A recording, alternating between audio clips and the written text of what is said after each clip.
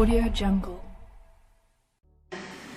Muhammad ibn Abdullah wa ala alihi wa sahbihi wa man wala. Subhanaka la ilma lana illa ma 'allamtana innaka antal alimul hakim.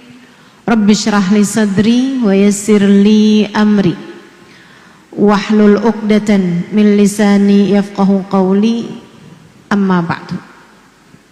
Alhamdulillah, sama-sama kita hormati, kita muliakan penyelenggara majelis pada hari ini, Yayasan Sigma Mutiara Bunda, juga Sekolah Islam Al-Azhar Pekalongan, dan juga Forum Komunikasi Jam'iyah Al-Azhar Pekalongan.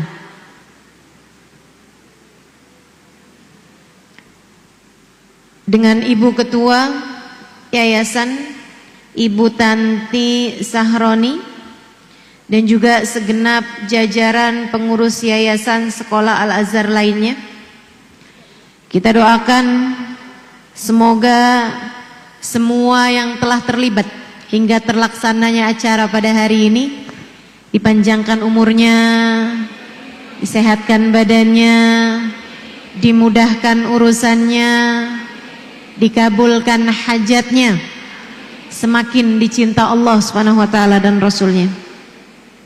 Sama-sama kita hormati, kita muliakan Ibu Wali Kota Pekalongan, Ibu Inggit Soraya, serta para ibu pejabat lainnya. Sama-sama kita hormati, kita muliakan Kepala Sekolah TK, SD, SMP Sekolah Islam Al-Azhar atau yang mewakili.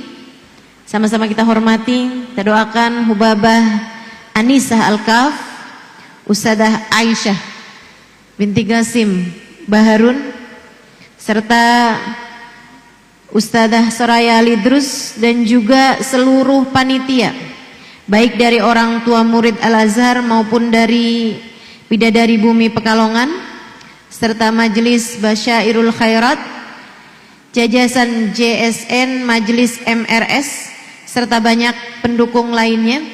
Kita doakan semoga semuanya senantiasa dalam limpahan rahmat ridha Allah Subhanahu wa taala.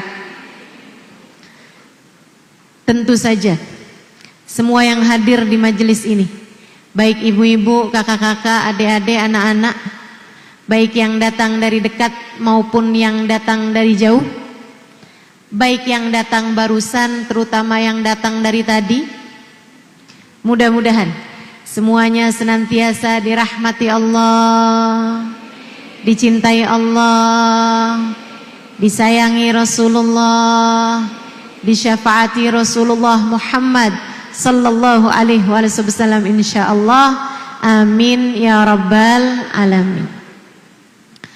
Sudah cukupkah syukurmu? Saudaraku sekalian saya muliakan, kita sebagai seorang hamba diminta Allah Subhanahu wa taala untuk menjadi hamba yang bersyukur. Karenanya dalam hidup kita ini kita perlu besar rasa syukurnya. Kenapa? Karena 4 hal. Yang pertama, kamu harus bersyukur agar hidupmu bahagia. Lawannya syukur itu ngeluh, dan orang yang hidupnya banyak ngeluhnya bakalan banyak susahnya. Orang kalau banyak susahnya banyak menderita hidupnya. Asal tahu aja, saya dulu pikir semakin menderita hidup kita di dunia, semakin bahagia hidup kita di akhirat. Dulu saya kirain begitu. Ternyata pikiran saya salah. Hasil dari berguru kepada banyak ulama-ulama yang mereka mendapatkan ilmu dari gurunya, sampai kepada baginda Nabi besar Muhammad Justru sebaliknya, kalau kamu kepengen hidupmu bahagia di akhirat, harus kamu awali dengan hiduplah yang bahagia di dunia. Bu, kamu pengen tahu saya ini ahli surga atau ahli neraka? Lihat aja sekarang. Kamu lebih merasa kayak hidup di surga atau kayak hidup di neraka? Kalau kamu ngerasa hidup saya serasa berada di surga, dengerin kajian, adem, dengerin sholawat, ucap salam kepada baginda Nabi, senang hati. Kalau kamu merasa begitu dalam hidupmu, kamu ngerasa pulang ke rumah ketemu suami seneng, alhamdulillah punya suami.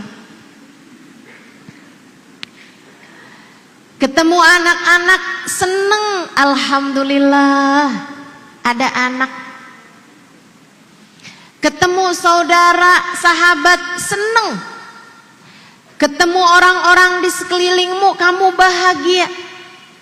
Lagi makan seneng, mau tidur seneng, mau mandi seneng.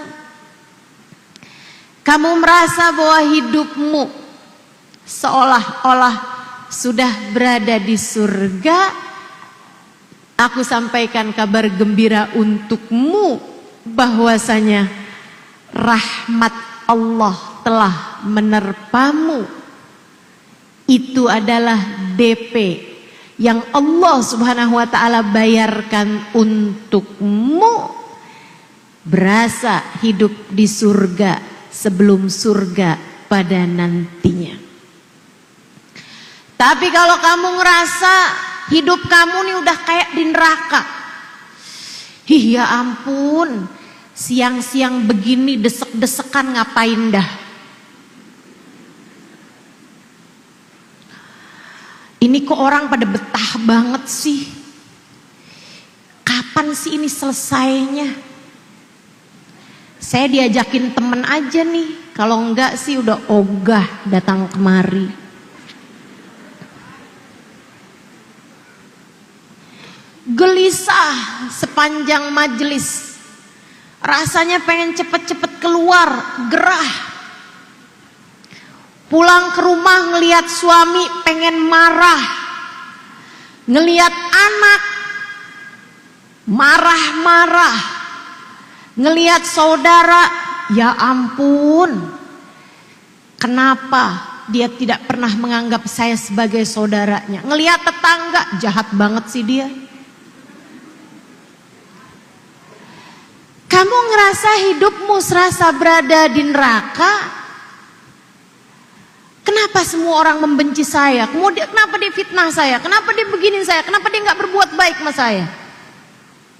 Kalau kamu merasa hidupmu sudah berada di neraka, aku sampaikan padamu, jika kamu tidak segera kembali ke jalan yang benar, bisa jadi itu adalah DP yang Allah Subhanahu wa taala sedang persiapkan untukmu, uang muka yang Allah Subhanahu wa taala bayarkan untukmu di dunia sebelum kelak di hari akhirat nanti. Allah Subhanahu wa taala bisa jadi memasukkanmu ke dalam neraka. Naudzubillah min dzalik. Hiduplah yang bahagia.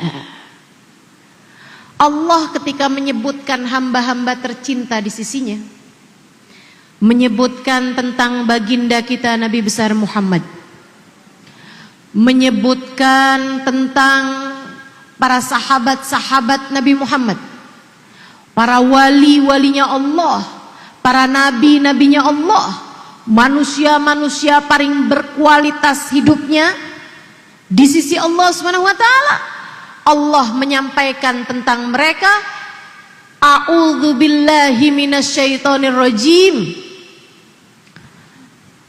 Man yuti'illaha war rasul faulaika ma'alladzina an'amallahu alaihim minan nabiyyina was-siddiqina wasyuhada'i was-salihin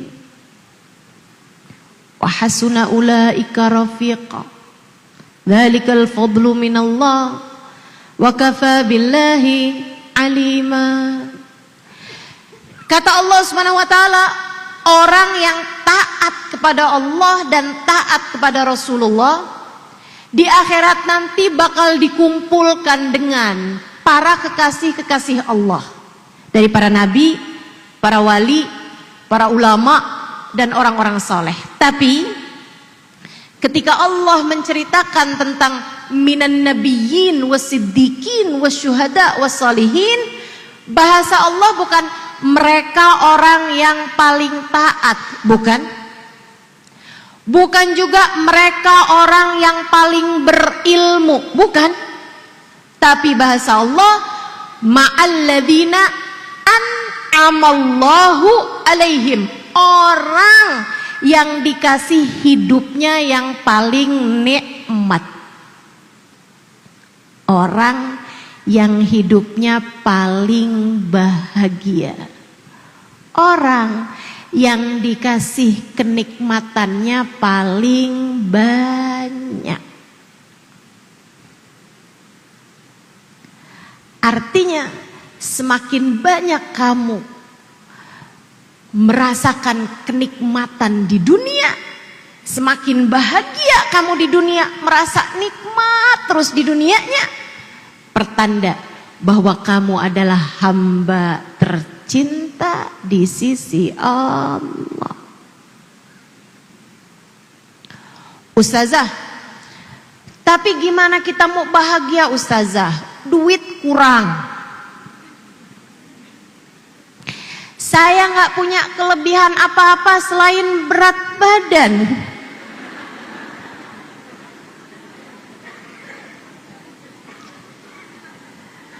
Masya Allah. Gimana kita bisa berasa kenikmatan ustazah kalau kita ngerasa hidup kita nih penuh dengan ujian, cobaan, gak selesai-selesai, banyak hal menguras air mata. Saudariku sekalian, yang saya sampaikan tentang bahagia itu adalah soal rasa hati, bukan soal seberapa banyak harta yang kamu punya atau seberapa sehat badan yang kamu punya.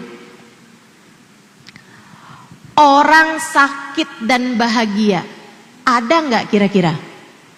Banyak. Orang sehat tapi tidak bahagia ada nggak kira-kira? Banyak.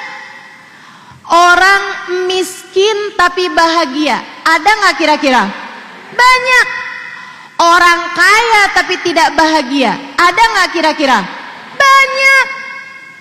Maka yang namanya kebahagiaan soal rasa hati, bukan soal seberapa banyak yang kamu miliki. Itu harus kamu tahu. Bersyukurlah, kamu akan menjadi lebih bahagia. Kata Allah Subhanahu wa taala dalam Al-Qur'an, "A'udzubillahi minasyaitonirrajim, fadhkuru ala Allah la'allakum tuflihun." Fadhkuru ala Allah, ingat-ingatlah pemberian-pemberian Allah. Hitung-hitunglah terus, lihat fokusmu itu kepada kenikmatan, fokusmu kepada kesenangan, fokusmu kepada pemberian-pemberian Allah dalam hidupmu. Jangan lihat yang kamu nggak punya, lihat yang kamu punya. Jangan lihat apa yang Allah nggak kasih sama kamu, tapi lihat apa yang Allah udah kasih sama kamu. La'allakum tuflihun, kalian akan bahagia. Bersyukurlah, maka kamu akan bahagia. kamu harus jadi hamba Allah yang pandai bersyukur. Saudaraku sekalian saya muliakan, ini tuh bukan tentang apa yang Allah udah kasih, tapi tentang fokus. Saya kasih tahu. Kamu kalau lagi ngerasa hidup saya ini susah terus loh Ustazah, gimana saya mau bersyukur? Suami saya nggak punya. Kemarin nikah udah booking gedung, batal nikahnya, gagal. Karena suami cantol janda belakang rumah.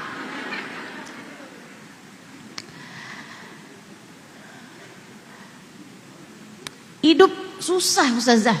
Gimana saya bisa jadi hamba yang bersyukur? Nih, masalahnya bukan pada seberapa banyak yang Allah kasih, tapi tentang fokusmu ada di mana. Saya ceritain. Ada orang lagi ngebangun sebuah rumah, menata batu bata.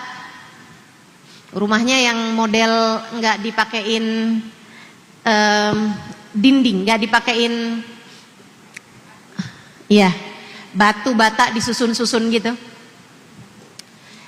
Lagi dia bangun nih, dia lihat, alhamdulillah udah jadi nih, 200 batu bata sudah saya pasang dengan baik. Seneng dia. Ada temennya lewat, dia bilang, siapa nih yang masang dinding sebelah sini? Dia bilang, saya. Oh, ini 2 miring. Hah? Pas dia lihat, iya ya, kok miring ya? Ini saya lagi mikirin apa nih masangnya ya? Jangan-jangan pas lagi mikirin utang nih kayaknya. Jangan-jangan lagi mikirin tetangga belakang, kok bisa miring ya? Ya ampun, sedih banget saya. Sumpek ngelihat dinding yang dia bangun. Sampai dia bilang ke mandornya, dia bilang, boleh nggak nih saya hancurin aja dinding yang ini nih yang saya bangun. Kenapa emangnya? Ada 2 batu batanya yang miring. Oh, nggak apa-apa ah, biarin aja, nggak terlalu ketara kok. Tapi dia ngerasa nggak enak banget. Dia bilang tiap lewat di bangunan itu, fokus saya ngelihat 2 batu bata yang miring itu. Sehingga tiap lihat, tiap sedih saya. Tiap lihat, tiap kecewa saya. Tiap lihat, tiap nyesel saya. Karena 2 batu bata yang miring itu, sampai satu hari ada seorang kawan bilang, siapa nih yang pasang dinding yang ini? Saya bilang, saya. Oh, bagus, rapi. Apaan? Ini 2 batu batanya miring nih saya pasang. Oh, emangnya semuanya ada berapa batu bata yang kamu pasang? 200.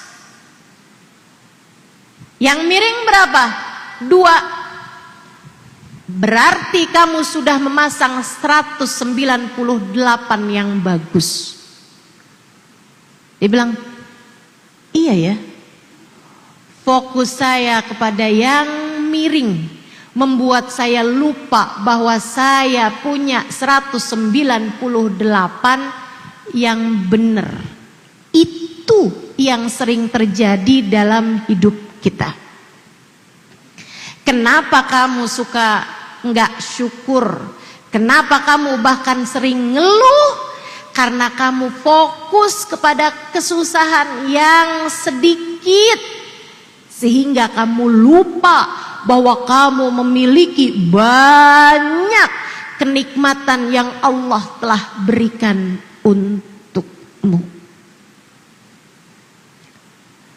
Bu, Kak, Dek, nah, kalau matamu sakit, biasanya sebelah, mata yang satu kan masih bagus. Kepala dan anggota tubuh yang lain masih benar. Nggak sakit, sehat.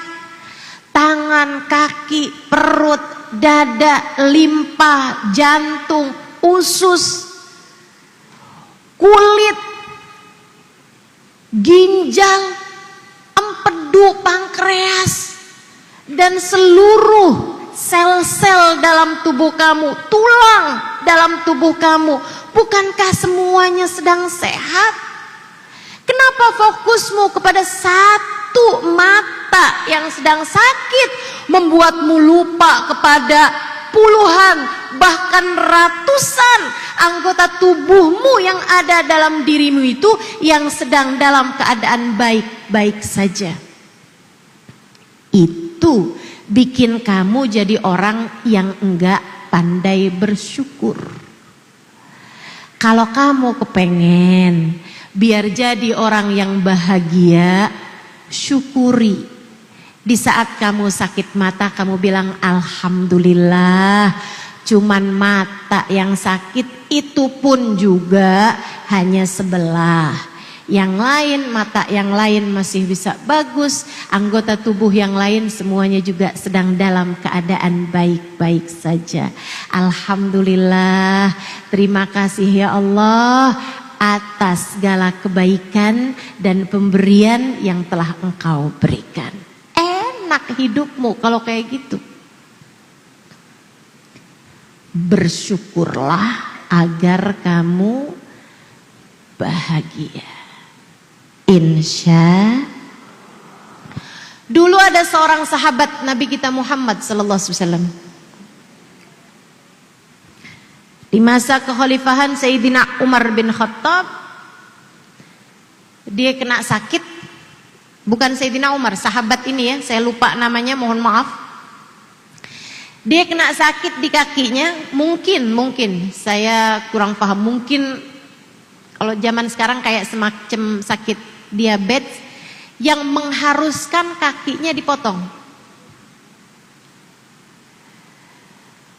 Malam hari itu dokter-dokter mempersiapkan untuk pemotongan kaki sebelah. Mereka kasih minuman khamr. Zaman itu belum ada bius. Dia bilang silahkan diminum. Oh ini apa? Khamr. Oh enggak, saya enggak akan pernah mau minum khamr. Tapi engkau enggak akan tahan terhadap sakitnya. Bismillah. Enggak apa-apa. Operasi aja, potong aja kaki saya tanpa bius. Dipotong kakinya, pingsan, bangun-bangun azan subuh. Dia cerita itu adalah satu-satunya malam yang saya kehilangan tahajud saya dan saya menyesalinya. Ketika bangun subuh, beliau sholat subuh.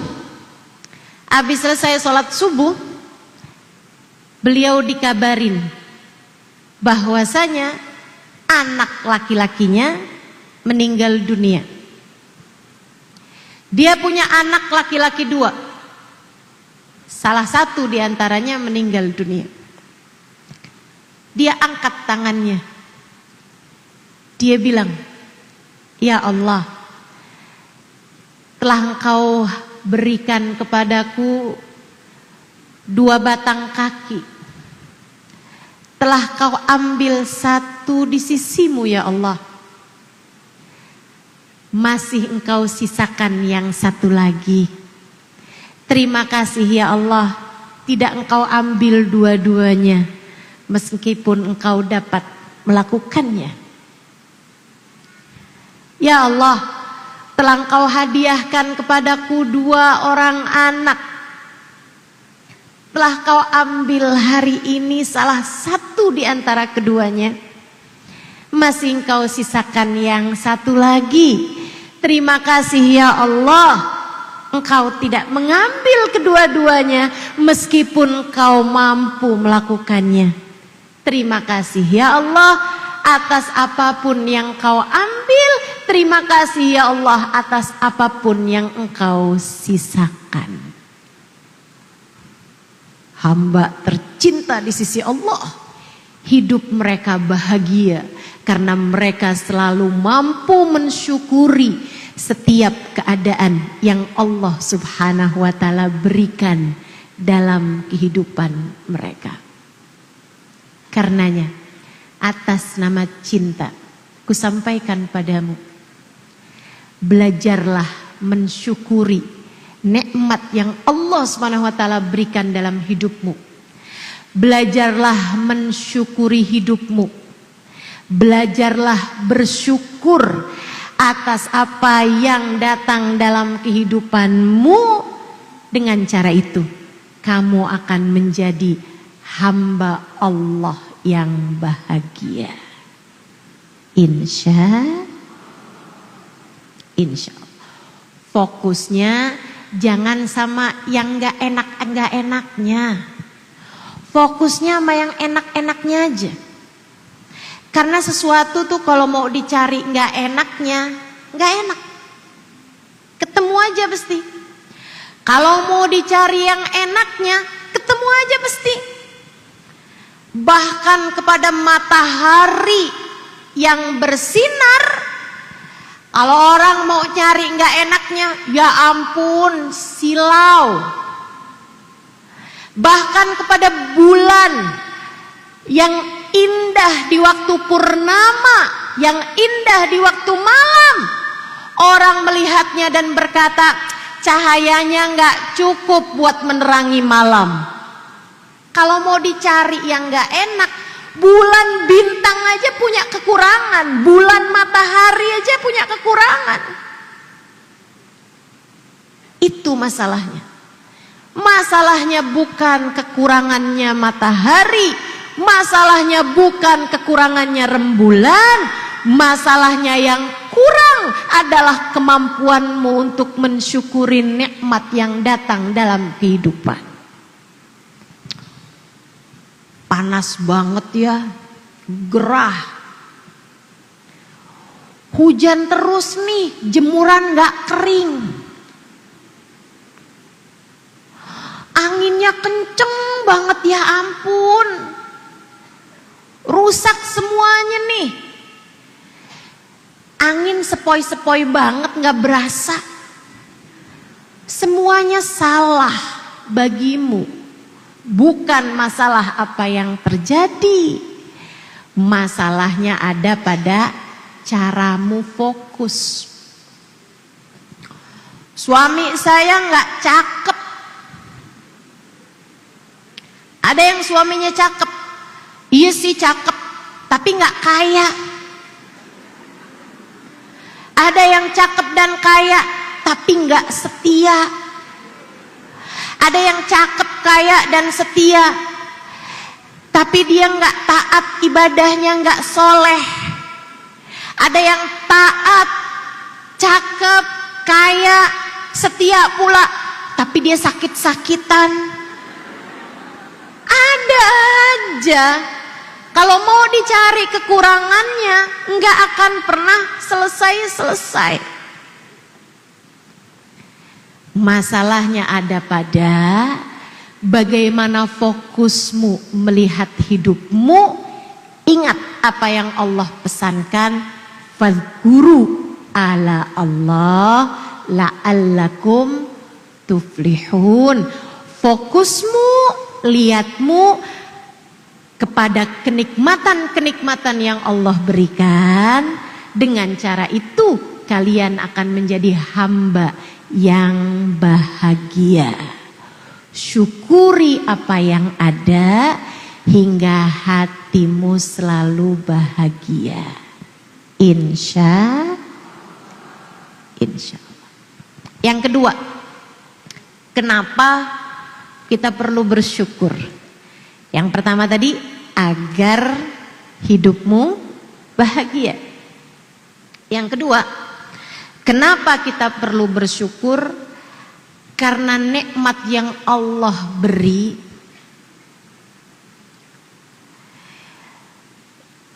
itu, walaupun kamu syukuri kayak gimana pun, enggak akan pernah cukup. Enggak akan pernah cukup. Kamu harus bersyukur. Kenapa gitu? Karena nikmatnya kebanyakan. Karena karunia yang Allah berikan kepadamu terlampau banyak. Bukankah yang dikasih banyak mestinya berterima kasih? Betul? Betul? Kita kan kalau dikasih banyak, dikasih, mestinya kan terima kasih. Saudaraku sekalian, yang Allah berikan kepadamu luar biasa banyaknya. Min a'lan ni'mah ni'matul Islam. Ni'matul Islam a'la ni'mah halat bisahah. Katanya Imamul Haddad, nikmatnya Islam adalah kenikmatan tertinggi yang Allah Subhanahu wa taala berikan kepada hambanya di atas muka bumi ini. Bu, Kak, dengerin saya. Ustazah dari tadi juga dengerin. Iya sih. Biar nggak ngelamun maksud saya. Ada miliaran manusia hidup di atas muka bumi ini. Mereka makan kayak kamu makan. Mereka bernafas kayak kamu bernafas. Mereka punya hidung, terkadang malah lebih mancung dari dirimu. Mereka punya wajah. Ada di antara mereka yang lebih cakep darimu, ada juga yang lebih cakepnya nggak kelihatan. Mereka dikasih harta. Banyak di antara mereka yang dikasih harta lebih banyak darimu. Mereka tidur, mereka jalan, mereka mikir, mereka bekerja, mereka nikah, mereka punya suami, mereka punya anak, sama seperti dirimu. Tapi Allah membiarkan mereka makan tanpa Allah kasih tahu siapa yang memberikan makan kepada mereka selama ini. Allah kasih mereka tidur, tapi Allah nggak kasih kenal siapa yang menidurkan mereka dan siapa yang membangunkan mereka. Allah kasih mereka rejeki, tapi Allah nggak kenalkan kepada mereka siapa yang memberi kepada mereka rejeki. Allah kasih mereka mulut, lidah, tenggorokan, ludah, usus, lambung untuk mencerna makanan. Tapi mereka nggak dikasih tahu siapa yang menciptakan itu semua kepada mereka.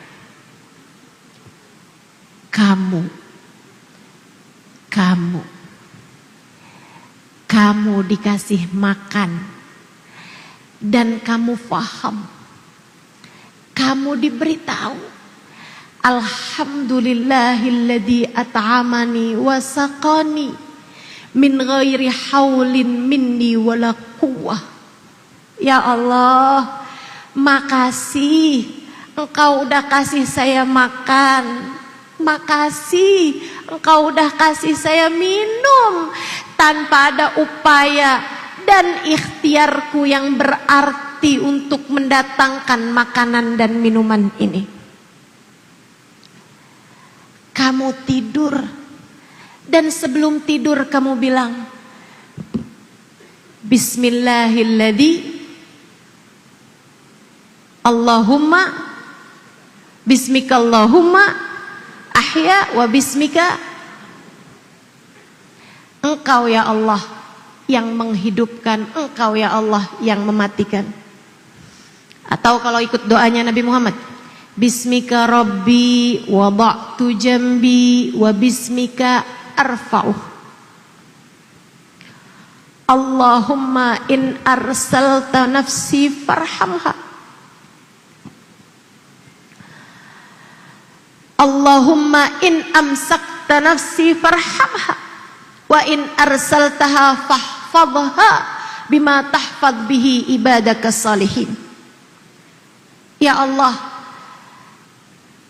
denganmu, dengan rahmatmu, dengan kasih sayangmu, aku dapat meletakkan badanku di atas pembaringan ini. Dan hanya dengan takdirmu, rahmatmu, aku juga dapat bangun kembali. Jika engkau tidak izinkan, aku gak bisa bangun ya Allah. Ya Allah, jika engkau marhaban bil qaili adlan, marhaban bisolati ahlan, marhaban. Adzan? Kita jawab adzan dulu. Saya lanjutkan kembali insyaallah.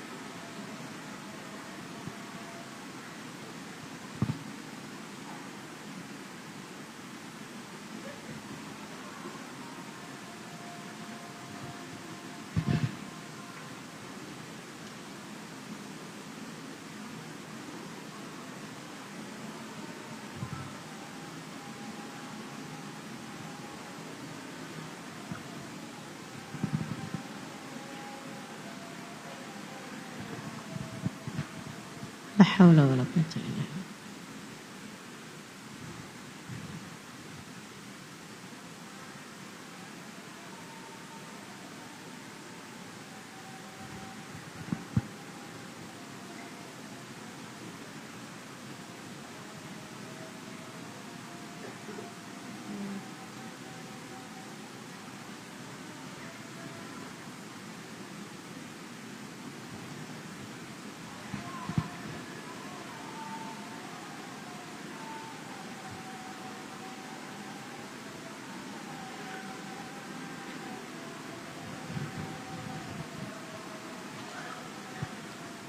La haula wala quwwata illa billahil aliyyil azim.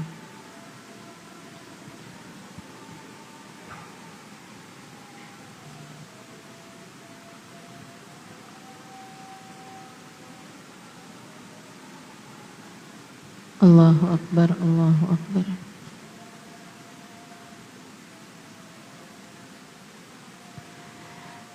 La ilaha illallah, alhamdulillahi rabbil alamin. Allahumma salli ala sayyidina Muhammad wa ala ali sayyidina Muhammad.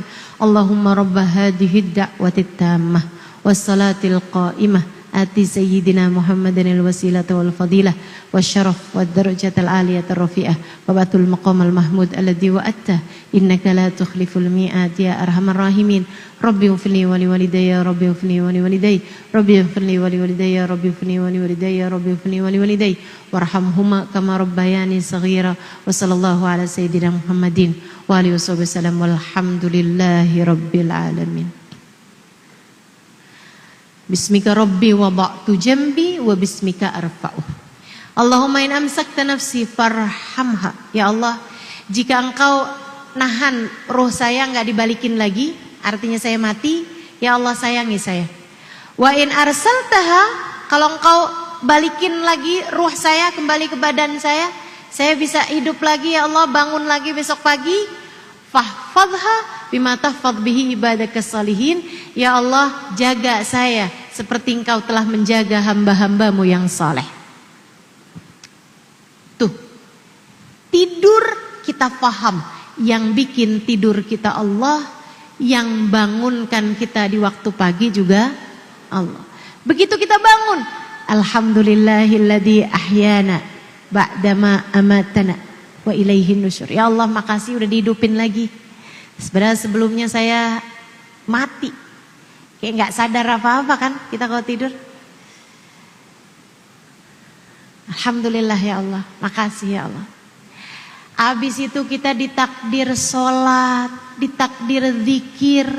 Hari ini kita ditakdir kumpul di sini, ketemu orang-orang solehah, ketemu ahli zikir, ketemu ahli sabar, ketemu ahli syukur, ketemu ulama-ulama, ketemu orang yang hafal Quran, ketemu orang-orang yang layak dicinta Allah Subhanahu wa taala, ketemu Syarifah, ketemu Hubabah, ketemu Bunyai, ketemu Ustazah, ketemu orang-orang yang hidupnya bermanfaat. Saudariku sekalian yang saya muliakan, kemudian pada hari ini Allah takdirkan dirimu untuk berdiri ucap salam kepada baginda Nabi. Allah takdirkan dirimu untuk berdoa meminta hajat-hajatmu kepada Allah Subhanahu wa taala. Dalam tiap seruanmu memanggil nama Allah, di sana terdapat jawaban labbaik ya abdi, labbaik wahai hambaku. Saudariku sekalian saya muliakan, pernah enggak sebel sama orang sampai enggak kepengen lihat mukanya? Pernah? Ayo jawab jujur, pernah? Pernah enggak kesel sama orang sampai enggak mau denger suaranya? Pernah? Allah tuh juga kayak gitu. Allah kalau sebel sama seorang hamba, kalau marah kepada seorang hamba, kalau murka kepada seorang hamba, Allah Subhanahu wa taala tidak akan izinkan dia untuk menyebut-nyebut nama Allah. Allah tidak sudi untuk mendengar namanya disebut-sebut oleh orang tersebut. Allah kalau marah kepada seorang hamba, tidak diizinkannya hamba tersebut untuk ruku, sujud kepada Allah Subhanahu wa taala, sebab Allah tidak berkenan untuk memandang wajahnya. Karenanya kamu nih, dengan segala kekuranganmu, tetap diizinkan Allah untuk beriman kepadanya. Tetap diizinkan Allah buat sholat, buat ruku, buat sujud. Itu adalah karunia besar untukmu.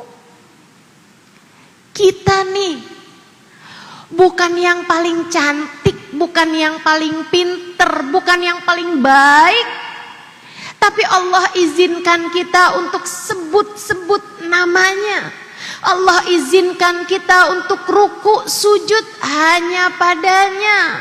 Allah izinkan kita untuk menyapa, mengucap salam kepada manusia paling tercinta di sisinya, kekasihnya, baginda Nabi kita Muhammad sallallahu alaihi wasallam.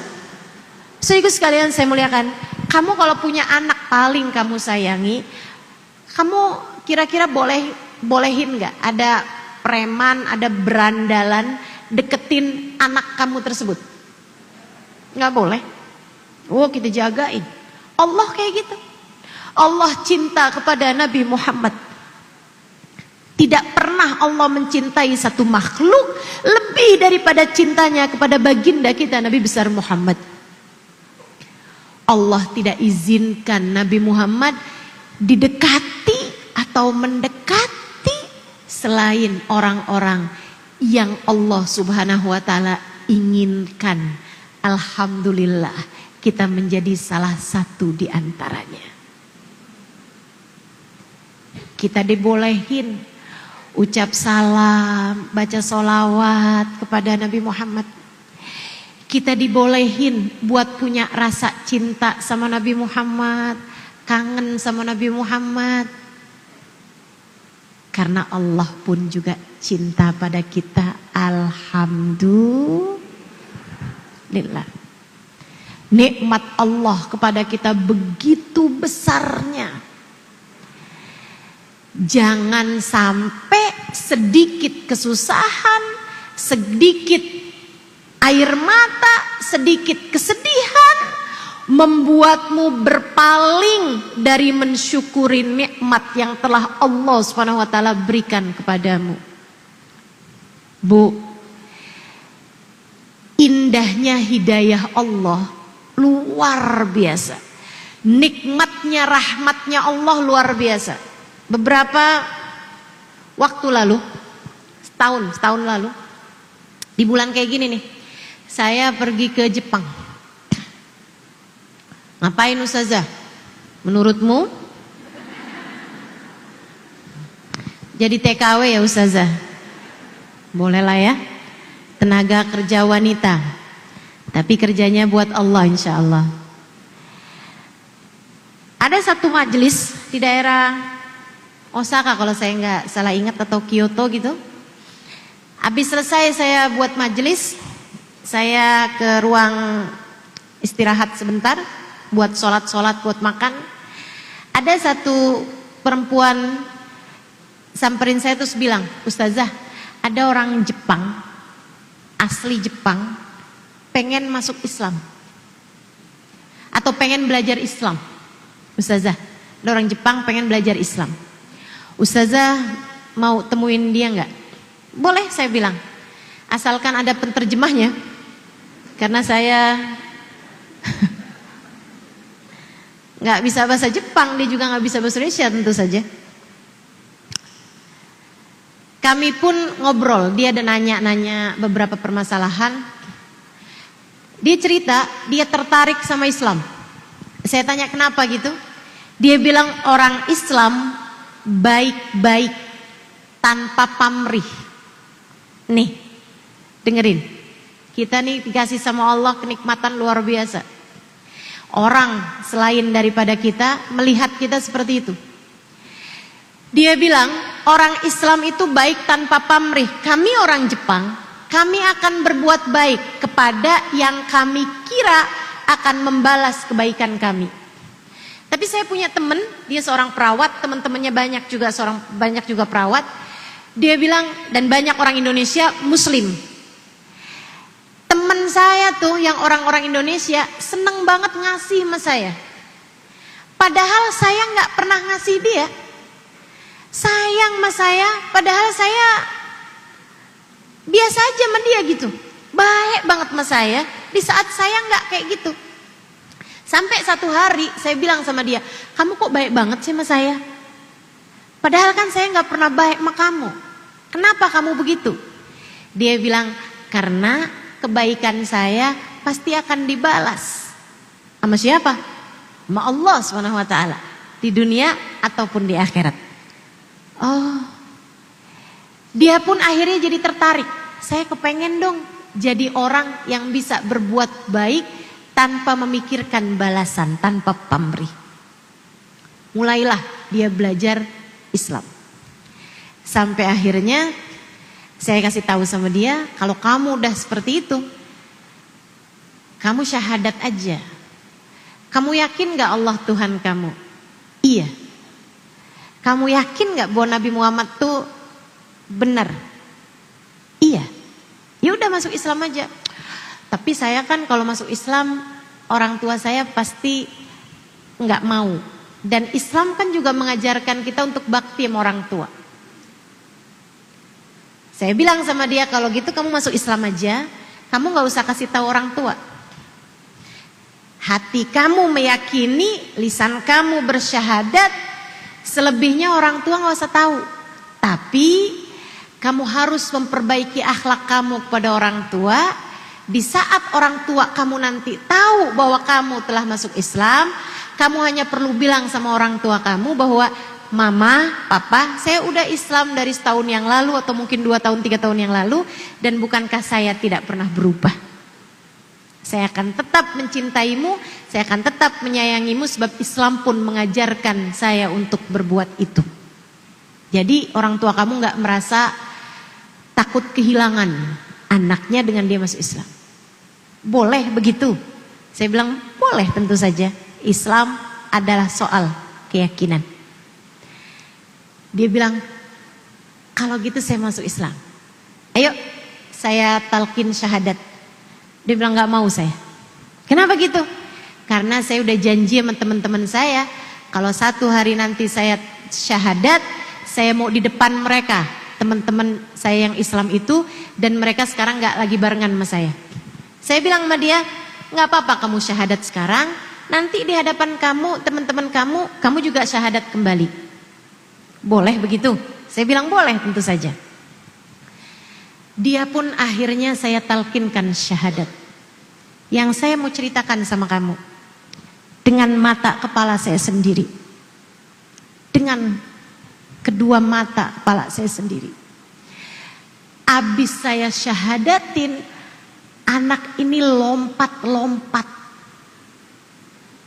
kesenangan, kegirangan yang luar biasa. Bahagianya dia itu sampai bikin dia tuh lompat-lompat, padahal anaknya asalnya tuh kayak kalem banget gitu.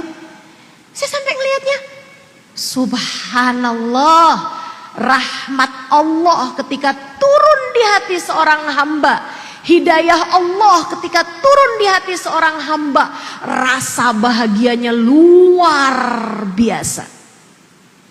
Sampai bisa bikin anak kalem kayak begitu, kegirangan, sampai lompat-lompat, teman-teman. Kamu nggak tahu aja betapa besarnya nikmat dan karunia yang telah Allah berikan padamu. Di saat yang lain-lain sibuk hanya urusan dunia, kamu tetap paham bahwa sesudah kehidupan dunia akan ada kehidupan akhirat yang jauh lebih panjang daripada kehidupan dunia ini. Kamu bersama dengan lelahmu, bersama dengan capekmu, bersama dengan sedihmu, Allah izinkan kamu untuk bangun di waktu malam. Kemudian kamu mengerjakan sholat, membenamkan wajahmu di dalam sujud-sujud panjangmu, dan kamu berkata, ya Allah, ya Allah, ya Allah. Aku lemah, tapi bersamaku ada Engkau, Zat yang maha kuat. Karenanya aku tak pernah takut, sebab lemahku akan Engkau kuatkan. Ya Allah, aku hina, tapi aku tak takut, sebab bersamaku ada Engkau, Zat yang maha mulia. Ya Allah, muliakanlah aku dengan kemuliaan-Mu. Ya Allah, aku miskin, tapi aku tak takut, sebab bersamaku ada Engkau, Zat yang maha kaya. Cukupkanlah aku dengan kekayaan dari-Mu ya Allah, membuatku tak pernah berharap dari siapapun selain-Mu. Ya Allah, aku sedih, aku ditinggalkan, akan tetapi aku tak takut, sebab bersamaku ada Engkau ya Allah, yang senantiasa membersamai. Ya Allah, meski sesiapapun meninggalkanku, Engkau satu ya Allah, jangan pernah tinggalkan aku. Betapa nikmatnya menjadi seorang hamba. Dan apa yang membuatmu tidak mampu, tidak bersyukur atas hal itu? Betapa nikmatnya menjadi hamba. Kamu kalau ngeluh mulu, berkeluh kesah mulu, nggak malu apa? Allah sudah memilihmu untuk menjadi hambanya. Jadilah hamba yang bersyukur. Kenikmatan yang Allah Subhanahu wa taala berikan kepadamu tidak layak untuk kamu tinggalkan syukurmu atas hal tersebut. Belum lagi kalau kamu ingat bahwasanya kamu adalah umat yang disayang-sayang sama Nabi Muhammad. Teman-teman, saya setiap kali sedih, saya ingat saya hambanya Allah, saya punya Allah, nasib saya ada dalam genggaman Allah. Terus saya ingat-ingat, saya punya Nabi Muhammad yang menyayangi saya, yang bahkan di masa hidupnya telah mendoakan saya, sebab saya adalah bagian dari umatnya. Hati saya rasanya jadi lebih lega, hati saya jadi lapang, saya jadi gede hati, saya jadi gede rasa, saya jadi GR. Alhamdulillah, alhamdulillah, alhamdulillah. Enggak apa-apa ya Allah. Saat lagi dikasih sakit, enggak apa-apa ya Allah. Saat lagi dikasih sulit, enggak apa-apa ya Allah. Saat lagi merasa ditinggalkan, enggak apa-apa ya Allah. Saat menikah lama enggak ada anak, enggak apa-apa ya Allah. Apapun yang kau berikan adalah yang terbaik. Terima kasih karena engkau ada untukku. Terima kasih karena engkau telah mengaruniakan untukku manusia paling agung yang begitu sayang dan memiliki syafaat, bagindaku Nabi besar Muhammad sallallahu alaihi wasallam. Enggak pantas kita tuh enggak syukur, enggak pantas. Nikmatnya besar banget, enggak pantas enggak syukur. Syukur dari apa? Enggak syukur dari apa? Duit kurang ustazah? Enggak. Yang kurang itu syukurmu teman-teman. Coba diinget-inget. Pernah enggak ada sehari aja kamu enggak bisa makan karena emang enggak ada rezekinya, enggak punya duitnya, enggak ada makanannya sama sekali? Pernah? Enggak pernah. Pernah gak kamu kepengen banget keluar, masalahnya kamu gak punya baju? Beneran gak punya baju ya? Bukan kayak ibu-ibu yang mau kondangan, duh gak punya baju nih, bukan. Bukan. Gak punya baju gitu. Pernah? Pernah? Gak pernah. Nih semua yang ada di sini nih, saya tahu sandang, pangan, papannya dicukupkan sama Allah Subhanahu wa taala. Masalahnya cuman pada rasa syukurmu aja. Dan biasanya rasa syukur itu sering kali berkurang padamu karena kamu ngelihat kenikmatan orang lain yang lebih banyak dari kamu. Dulu gak ngerasa rumah kamu kecil, tapi ketika satu hari kamu pergi ke rumah orang yang rumahnya gedongan, berasa begitu pulang ke rumah, ya ampun sempit banget rumah saya. Ketika kamu ngelihat perempuan-perempuan yang hidungnya mancung, yang wajahnya cantik, kamu ketika ngaca, kenapa ya hidung saya kayak kutil? Apa operasi plastik aja ya? Itu karena kamu membandingkan kenikmatan yang yang Allah berikan kepada orang lain. Akhirnya jadi berkurang syukurmu. Bukan karena sedikitnya nikmat yang Allah bagi padamu. Bu, Kak, Dek, ingat ucapan saya ini. Hidup tidak pernah ideal buat siapapun. Nggak ada orang yang kehidupan dunianya sempurna. Nggak ada. Semuanya pasti ditambah di sini, dikurang di sini, ditambah di sini, dikurang di sini, pasti kayak gitu. Emang dunia kok bukan tempatnya seneng. Tempatnya seneng itu nanti di surga. Tempatnya senang itu nanti di akhirat. Kalau bicara dunia pasti aja banyak kurang-kurangnya. Tapi bukankah kekurangan itu menjadi hal yang sedikit ketika kamu tahu bahwa Sang Pemberi kenikmatan bersama denganmu? Maka yang sedikit dari Allah adalah banyak. Maka yang terasa sakit dari Allah adalah nikmat. Sebab Allah Subhanahu wa ta'ala adalah Sang Pencipta kita, Tuhan kita. Maka kamu harus jadi hamba yang bersyukur. Kenapa? Satu, agar hidup kamu bahagia. Kedua, biar pantas jadi hamba, sebab Allah telah memberikan kepadamu nikmat yang luar biasa. Kata Allah, wa in ta'uddu ni'matallahi la tuhsuha.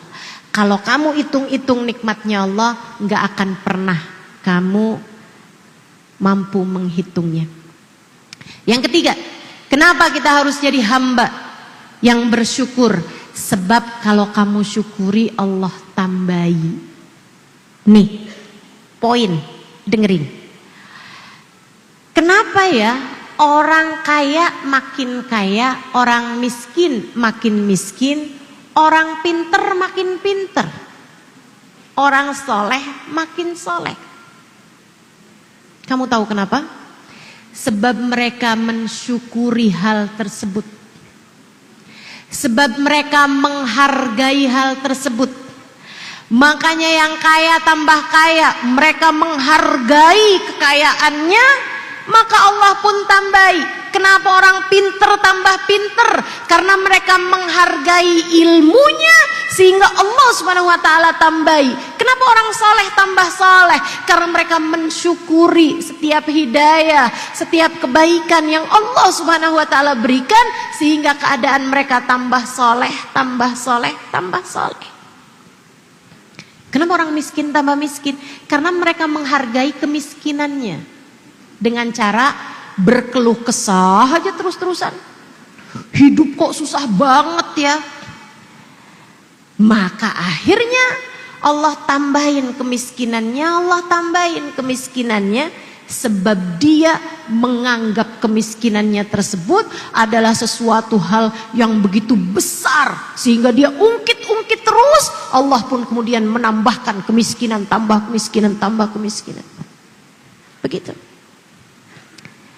Karenanya, kalau kamu kepengen, ustazah, saya nih udah umur segini kepengen tahajud kok nggak bangun-bangun ya ustazah.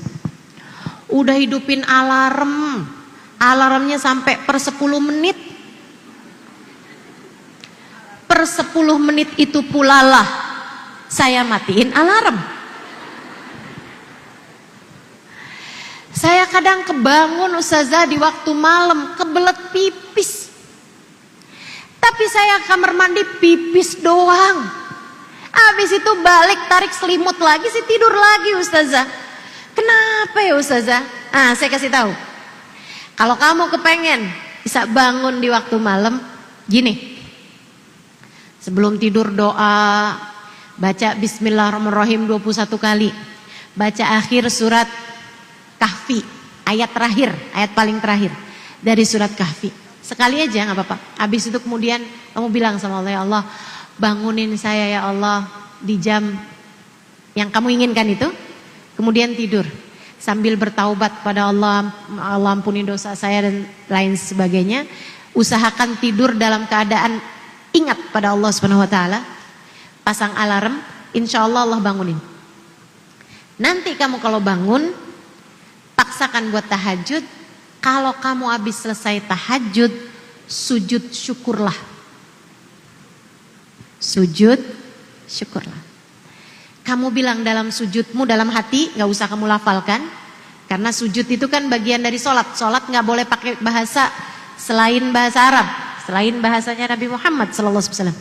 Kamu bilang dalam sujudmu, ya Allah, makasih ya Allah udah dibangunin. Makasih ya Allah udah diundang untuk tahajud. Makasih ya Allah. Kabulkan doa-doa saya ya Allah dan izinkan saya menjadi hamba-Mu yang solehah ya Allah. Besok dibangunin lagi ya Allah. Besoknya lagi lakukan hal yang sama, sujud lagi. Sujud syukur lagi. Besoknya lagi seminggu aja. Habisnya itu liatin. Kamu akan terbiasa dibangunkan sama Allah di waktu tahajud. Kenapa? La in syakartum la azidannakum. Kalau kamu syukuri, niscaya akan Allah tambahi. Saya kalau lagi baca Quran terus saya ngerti gitu maknanya, saya senang banget. Ya Allah makasih, ya Allah makasih. Saya ngerti artinya, ya Allah makasih, ya Allah makasih. Saya syukuri. Alhamdulillah, alhamdulillah, alhamdulillah. Alhamdulillah. Allah tambahin, Allah tambahin, Allah tambahin. Terus begitu. Teman-teman saya sekalian, demikian pula orang yang dapat harta dia syukurin, Allah akan tambahin. Allah yang Allah kasih orang suaranya bagus terus dia hargain, makasih Allah suara saya cakep, makasih Allah. Dia bakal ditambahin. Ada orang ngaca, cakep banget saya, makasih ya Allah. Makasih ya Allah. Tambah cakep, tambah cakep. Makanya kamu gak lihat apa orang zaman sekarang pada cakep-cakep? Mereka menghargai kenikmatan tersebut hingga Allah pun tambah-tambahkan nikmat tersebut. Tinggal kamu pilih aja nikmat mana yang mau kamu syukuri, yang kiranya bawa kesenangan di akhirat nanti. Kalau kamu syukuri nikmatnya harta, senangnya cuma di dunia. Tapi di akhirat nanti belum tentu, bisa jadi hisab panjang akan kamu jalani. Kalau kamu syukuri nikmatnya kecantikan, kamu mungkin mendapatkan kesenangan di dunia, tapi di akhirat belum tentu kalau tidak kamu gunakan sesuai dengan apa yang Allah Subhanahu wa taala inginkan. Maka teman-teman sekalian, apapun saja dari kenikmatan yang kamu berharap Allah menambahkannya untukmu, syukurilah. La in syakartum la azidannakum wala in kafartum inna adzabi lasyadid. Terakhir, kenapa kita harus bersyukur? Satu, biar hati bahagia. Kedua, tadi karena nikmatnya Allah terlampau besar buat kita, nggak pantas kalau kita nggak syukuri. Kemudian yang ketiganya tadi, kita harus bersyukur biar Allah tambahkan lagi kenikmatannya kepada kita. Dan yang terakhir, kita harus menjadi hamba Allah yang bersyukur agar Allah cinta kepada kita.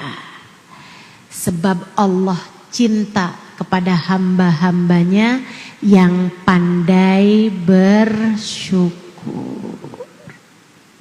Allah cinta pada hamba-hambanya yang pandai bersyukur. Manusia paling pandai bersyukur namanya Sayyiduna Muhammad. Syukur terus. Halakum min ghada, kata Nabi. Apakah kita punya makanan hari ini? Nabi pakai nanya sama istrinya, karena Nabi nggak selalu punya makanan. Nabi nggak bilang suguhin sarapan yuk, saya lapar, nggak gitu. Tapi Nabi Muhammad bilang, kita punya makanan nggak hari ini? Karena nggak selalu punya. Kalau istrinya bilang ada wahai Rasulullah, hati kata Nabi suguhin. Kalau misalnya istrinya bilang enggak Rasul, kita lagi nggak punya apa-apa selain air putih, Nabi Muhammad akan bilang idzan nahnu shaimin, kalau gitu saya berpuasa hari ini. Makanya puasa sunnah nggak wajib niat dari malam, cukup dengan sebelum duhur niat itu masih sah, asalkan belum nasi uduk 1 piring, kopi 1 gelas gitu ya. Saudara sekalian, 1 hari Nabi disuguhin roti kering, roti kasar, biasanya dicocol pakai lauk. Kalau orang kaya biasanya lauknya daging, kuah marak. Kalau orang sedengan biasanya pakai susu gitu. Kalau orang di bawah biasanya pakai sayuran, dimasak kuah gitu ya, sayuran. Nabi Muhammad kemudian nanya, halakum min idam, punya lauknya nggak nih buat nyocol si roti yang keras itu? Istrinya bilang, nggak punya apa-apa kita Rasul kecuali cuka. Kebayang roti cocol cuka. Kata Nabi Muhammad, hati, kemarikanlah. Suguhin tuh. Istrinya aja nggak pernah tahu rasanya roti pakai cuka. Nabi potek roti, cocol cuka, makan. Sambil senyum, tek lagi, cocol cuka, makan sambil senyum. Istrinya kemudian nanya, gimana rasanya Rasul? Nabi Muhammad menjawab, ni'mal idamul khal. Saya baru tahu ternyata lauk paling enak adalah cuka. Kita semua tahu, tentu bukanlah cuka merupakan lauk paling enak teman-teman. Bukan. Kita tahu Nabi Muhammad ngomong kayak gitu bukan berarti emang beneran lauk paling enak cuka. Bukan. Tapi Nabi Muhammad mengatakannya sebagai bentuk kesyukuran beliau kepada Allah Subhanahu wa taala, rasa terima kasih beliau atas anugerah nikmat yang telah diberikan Allah Subhanahu wa taala kepada beliau itu. Kita makan macem-macem. Kadang-kadang nih makanannya kita cela habis-habisan, habis juga satu piring. Betapa tidak beradabnya kita kepada Allah Subhanahu wa taala. Bu, Kak, Dek, syukuri biar Allah cinta sama kita. Biar Allah sayang sama kita. Enggak usah yang lain-lain. Kita lihat diri kita sendiri. Kamu misalnya punya anak nih 4 atau 2 deh. Gak usah banyak-banyak, 2 aja. Mau punya anak 2. Satu hari kamu pulang dari majelis, ada bawa risol misalnya.